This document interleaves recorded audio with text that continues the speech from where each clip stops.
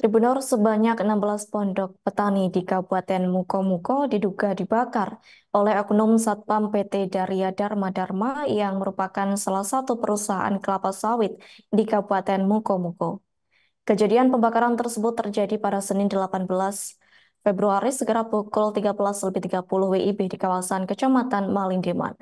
Di lokasi kejadian saat itu hanya ada satu orang petani, yakni Udin, sedang bersantai di dalam pondok tersebut. Terkait hal itu, informasi selengkapnya akan disampaikan langsung oleh rekan wartawan Tribun Bengkulu. Panji Destama, silakan untuk laporan lengkapnya.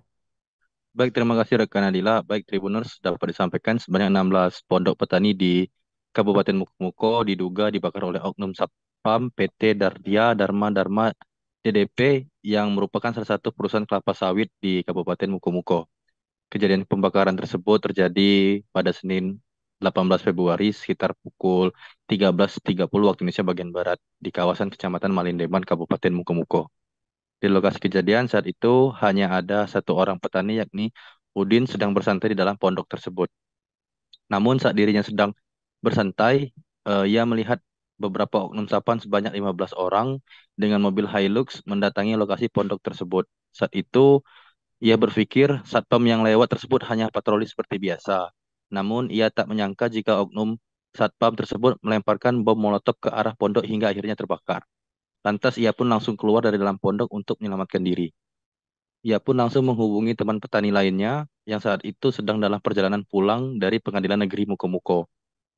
Lantas ia dan pihak petani lain melaporkan kejadian tersebut ke Polsek Mukomuko Selatan.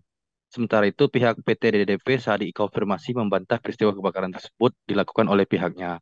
Pihaknya menjelaskan jika bangunan pondok tersebut masuk dalam wilayah perkebunan PT DDP dan pihaknya sudah meminta para petani yang ada untuk segera membongkar pondok yang mereka buat. Dan juga di sisi lain kami telah mengkonfirmasi kepada pihak kepolisian, ini Polres Mukomuko, laporan dari petani tersebut juga sudah diterima oleh pihaknya dan saat ini masih dalam penyelidikan oleh pihak kepolisian. Demikian, Saudara Dila kembali ke studio. Baik, terima kasih untuk informasi lengkapnya. Silakan bertugas kembali. Tribuners, wartawan kami telah menghimpun wawancara bersama Humas PT DDP Mukomuko yakni Simon Julian dan petani sawit Sibak Mukomuko Udin. Berikut untuk tayangannya. Setengah satu siang. Iya, setengah satu siang. Nah, itu gimana bang dalam waktu itu ceritanya gimana? Itu kejadian langsung aja ya. Itu kejadian di setengah satu itu. Saya lagi posisi megang handphone lah, lagi main-main di aula posko petani lah. 18 Kita Maret itu. ngumpul ya. Udah itu datang apa Oknum.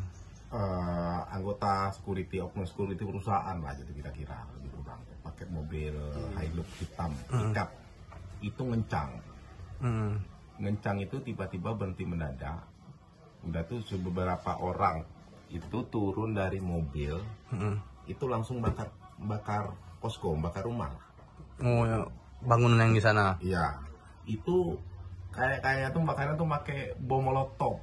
Oh. Entah bensin dibungkusin plastik, kita nggak tahu. Kira-kira api itu langsung bakar total gitu. Saya yang di dalam itu tiba-tiba langsung lompat lah keluar. Oh. Ya, daripada mati nganggur di dalam ya. Ya.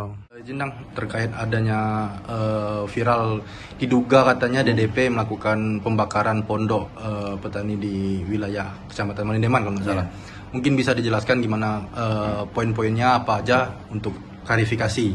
Oke, terima kasih. Jadi sedikit saya mau sampaikan. Jadi PT DDP secara resmi menyampaikan 8 poin terkait adanya pemberitaan tersebut.